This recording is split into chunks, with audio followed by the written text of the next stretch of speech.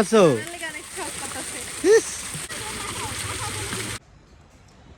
আসসালামু আলাইকুম। আপনারা সবাই কেমন আছেন? আশা করি অনেক ভালো আছেন। যে যেখানে আছেন সুস্থ আছেন, আলহামদুলিল্লাহ। আপনাদের দোয়া ভালোবাসা আমরা অনেক ভালো আছি। তো প্রতিদিনের মতো আবার একটি ব্লগ নিয়ে আসলাম। আজকে হচ্ছে আমি সকালই 9:30টার দিকে প্রথম আসছি মরিয়মদের বাসায়। সেইখানে হচ্ছে সারাদিন ছিলাম। 4টার পরে হচ্ছে আবদিয়াদের বাসায় আসছি। আসলে মরিয়মদের বাসায় আমার হচ্ছে অনেক দিন ধরে বলতেছে আসার জন্য, আসা হয় না ওরকম করে। পরে হচ্ছে বললাম যে আচ্ছা ঠিক আছে। আমার গতকালকেও আসার কথা ছিল, আমার কাজ ছিল, এই জন্য আমি আসতে পারি না, ওর বাবারে পাঠাইছিলাম। পরে হচ্ছে আমি আবারও আজকে সকালেই চলে আসছি। আসার পরে হচ্ছে দুপুর পর্যন্ত ছিলাম। এরপর হচ্ছে মিমাপু আমাদের জন্য রান্নাবান্না করছে। এখানে হচ্ছে আসছি 4টা বাজে। এসে হচ্ছে আমরা খাওয়া দাওয়া করলাম সবাই এক জায়গাতে। তো অন্যরকম একটা সময় পার করছি। অবশ্য ওই সময় ভিডিও করা হয় নাই, আপুর ব্লগ অবশ্যই দেখতে পাবেন। তো চেষ্টা করব আপনাদেরকে আজকের ব্লগটা শেয়ার করার। তো এরকম করে হইতে পারে, নাও হইতে পারে। তো একজন আমাকে বলছে সে হচ্ছে বাজ পাখি, আমি হচ্ছে তার পেছনে দৌড়াইতেছি। এটা হচ্ছে ভুল কথা। আমি তার পেছনে দৌড়াইতেছি না, সে আমার পেছনে দৌড়াইতেছে। কারণ বাজ পাখির কাজই হচ্ছে অন্যের দিকে নজর দিয়া তার পেছনে দৌড়ানো, তার জীবন শেষ করার জন্য যেটা করা দরকার সেটা। বাজ পাখি মানেই তো এটা। আমরা যতটুকু জানি যে বাজ পাখি হচ্ছে একজনের দিকে নজর দিব তার জীবনটা শেষ করার জন্য। আমার জীবনটা শেষ করার জন্য তো উঠে পড়ে লাগছেই। তো জানি না শেষ কোথায় যায় শেষ হয়। তো চেষ্টা করব আমি আমার সংসারটাকে এবং আমার জীবনটাকে সেভ করে রাখার জন্য। তো যতটা সম্ভব বাজ পাখির থেকে দূরে থাকবো, কারণ বাজ পাখি মোটেও ভালো না। কারণ তার কাছে হচ্ছে আমার জীবন সংকটে আছে। তো বাজ পাখির থেকে সবসময় চেষ্টা করব দূরে থাকার জন্য, ভালো থাকার জন্য। আরেকটা কথা, আমি আর কি বাপ্পি ভাইয়াকে মানি না, তাকে বুঝি না। একটা কথা বলি, সেই অনেক দিন আগের কথা, প্রায় 4.5 বছর আগের কথা। একদিন আমার শ্বশুরবাড়িতে আমার সাথে একটা ঘটনা ঘটে আর কি। সেখানে আপনারা তো শুনছেনই, সে বলছে আমাকে নাকি আমার ছোট ননদ অপমান করছে, এই জন্য পরের দিন সকালবেলা আমি চলে আসছি বাড়িতে। তো কিছু কথা বলছে, আমার খুব কষ্ট লাগছে, খারাপ লাগছে। আমি রাতটা ছিলাম ওখানে, পরের দিন সকালে হচ্ছে আমি বাড়িতে আইসা পড়বো। তো সবাই বলছে যে কেন যাবেন। তো আমার কথা হলো যে তারা আমাকে কথা বলছে, ঠিক আছে, আমার তাদের সাথে ঝগড়া করার দরকার নেই। তাদের মনে হয়েছে, তারা বলছে, শেষ। আমার সেখানে ঝগড়া করার দরকার নাই। কারণ আমি এটা শিক্ষা পাই নাই যে আমাকে কেউ একটা কথা বলবে তাদের সাথে হচ্ছে আমি ঝগড়া লাগাই দিব। অনেক সময় দেখা যায় যে কিছু কথা আছে যেটা হচ্ছে বলা যায়।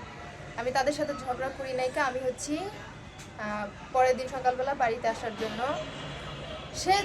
সে তো বাড়িতে মনে করেন কিছু হইলেই মানে ঝগড়া শুরু করে দেয়। ঝগড়া তো শুরু করতেই, ঝগড়া করে তো বাড়ি থেকে চলে গেছে। জন্য হচ্ছে আমি চিন্তা করছি আমি বাড়িতে চলে যাই, এখানে আমার থাকার দরকার নেই। কারণ আমার মনটা অনেক খারাপ হয়ে গেছে, আমি কষ্ট পাইছি, এই জন্য তাদের কাছে থাকি নাই। তো বাপি ভাই বলছিল কেন যাবেন, ভাইয়াকে ফোন দেন। আমি বলছি যে না, তাকে ফোন দেওয়ার দরকার নেই, তাকে এসব জানানোর দরকার নেই, আমি চলে যাবো সেটাই ভালো। আর সে হচ্ছে ঘুরাই পেঁচে অন্যভাবে কথা বললো। আমি নাকি বাপ্পি ভাইকে মানি না, আর সে বাপ্পি ভাইকে খুব মানে। বাপ্পি ভাই যেটা বলে সে সেটা শোনে। কত ভালো মানুষ সেটা আমি জানি ম্যাডাম, আপনি কত ভালো মানুষ সেটা আমি জানি। তার পেছনে যে আপনি তার নাম ধরে ডাকেন, আপনি তো সেই দিনও আমার শাশুড়ির সাথে যখন ফোনে কথা বলতেছিলেন তখন আমার শাশুড়ি যে বললো যে তুমি তুমি জিগাও যে তোমার সাথে কি হয়েছে, তখনও তো আপনি বললেন বাপ্পিরে ফোন দিয়ে আমার জিগাই দেব। তো ভালো মানুষ, আপনি ভালো সাজেন এখানে এসা, আপনি যে একাই ভালো সাজেন, ভালো কম সাজতে হইবেন। ঠিক আছে, আমি তো আর সেদিন তাকে অপমান করি নাই আর বলি নাই যে আপনি কি আমাকে এসব কথা বলার। আমি বলছি যে না ভাইয়া, আমি থাকবো না, কারণ তাকে এসব বলার দরকার নেই। সে জানে না, না জানাই ভালো, আমি এখানে থাকবো না। আর আপনি কি করছেন, আপনি বললেন যে বাপ্পিকে ওরে ফোন দিয়ে আমার জিজ্ঞেস করতে হবে। আপনি অনেক ভালো মানুষ, ঠিক আছে, এত ভালো সাজছেন না আমার কাছে, বেশি ভালো সাজতেন না, আর আমাকে নিয়ে বেশি টানাটানি করেন না, তাইলে হচ্ছে আপনার সব সত্যিটা আমি আস্তে আস্তে এরকম করে বলতে শুরু করি। ভালো থাকেন, অন্যেরও ভালো থাকতে দেন, অযথা এইসব নিয়ে ঝগড়া করেন। আর এতই যদি এগুলা সলভ করার দরকার হয়, বাড়িতে বইসা সবার সাথে বইসা ভালোভাবে সব সলভ করেন। এইভাবে প্রত্যেক দিন এখানে বইসা সলভ করেন, কারণ এখানে কখনো সলভ হবে না। আপনি ভালো করে জানেন এইখানে বইসা কখনো ওইখান থেকে আপনি বলবেন, এইখান থেকে আমি বলবো, এটা কখনো সলভ হবে না। এটা আস্তে আস্তে বাড়বে আর একটার পর একটা ভিডিও হবে আর সেখান থেকে দুই পক্ষেই ইনকাম হবে। সো এগুলা না করে যদি এতই সলভ করার ইচ্ছা হয় বসেন, বইসা এগুলা ক্লিয়ার করেন, ঠিক আছে? এত ভালো সাজছেন না, আপনি অনেক ভালো, সেটা আমি জানি।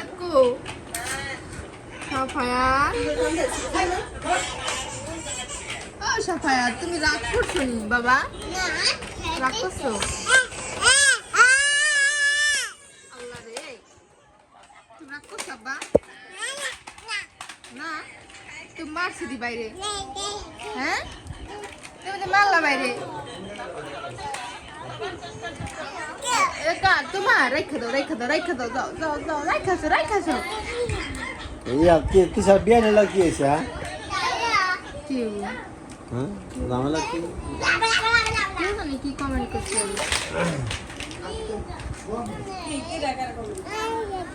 ও তো খাজনা মানুষ আছে আর আগের আলাপ করতে, আর বিএনডি নিয়ে জানি কি কমেন্ট করছে।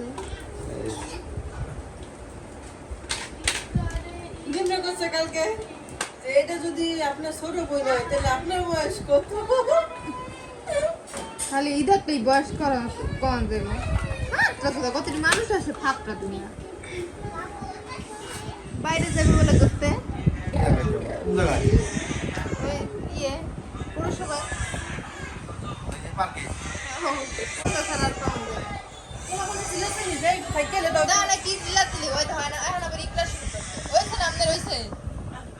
সকালে যাবেন না নাও যাবেন গাইতে?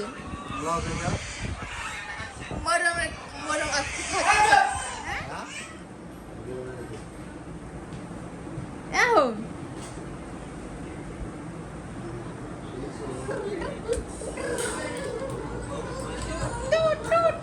তোমার জুতা পরো বাবা।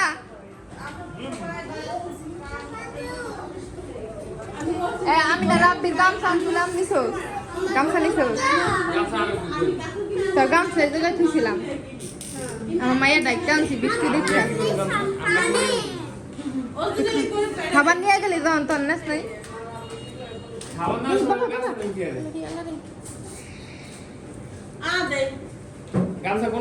দেই নাই। এই যে তোমার জুতা, ওই যে ওই যে ওই যে ওই যে জুতা পরো, জুতা পরো। পাই দাও, পাই দাও।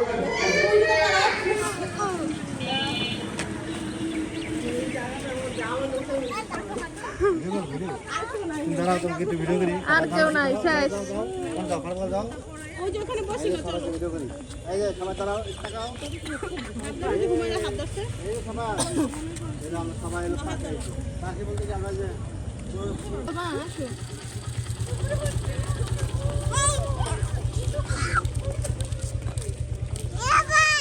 এ ভাই, বাইকো বাইক গেছে গা।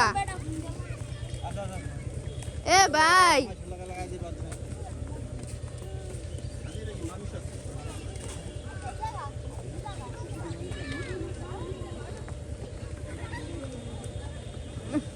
তো শাশু হরণ হয়ে গেছে। চলো ওই দেখো ইকরাকে নিয়ে বসে পড়েছে। চলো চলো।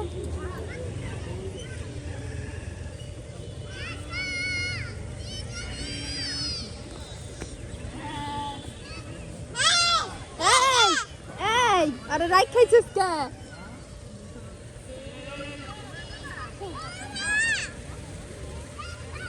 চলো চলো।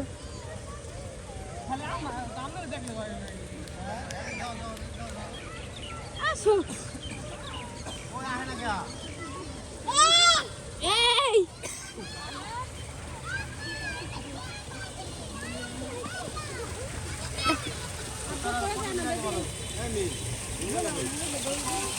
এই দেখো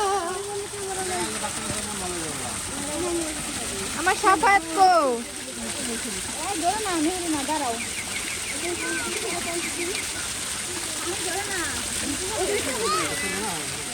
তাকাও বাবা, এই যাবো।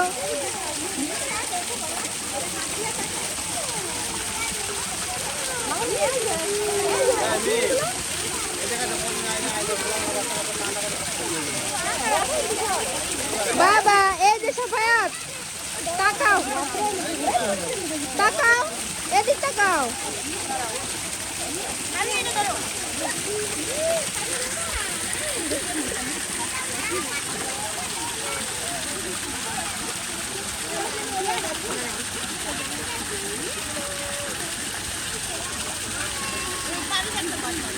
এখানে হলো আপনার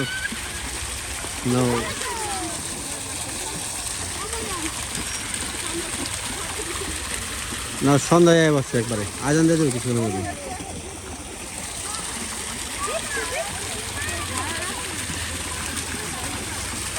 দাদা খাওয়া যদি পানি যাচ্ছ খুশি হয়ে গেছে গা আবার ধরো আবার ধরো ধরো ধরো ধরো ধরো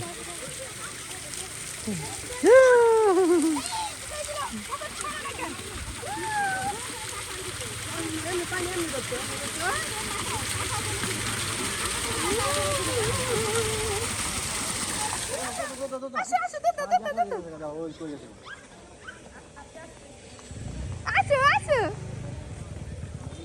আসো মা আসো আসো মার দিব কি হচ্ছে আমাদের মডেল মসজিদ এখানে একটু ঝর্ণা সিস্টেম করা হয়েছে এই বাবাই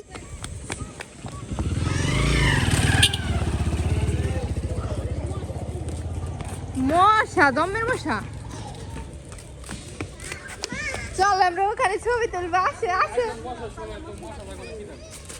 মশা নিয়ে আইছি নি সবাই মশা নিয়ে আইছে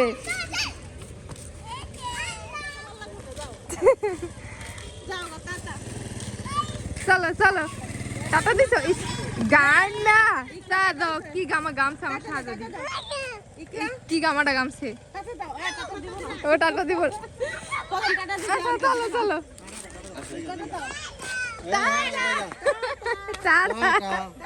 টাটা দিছিস তো ভাই চলো চলো ওই দেখ মরম গাছে গাগে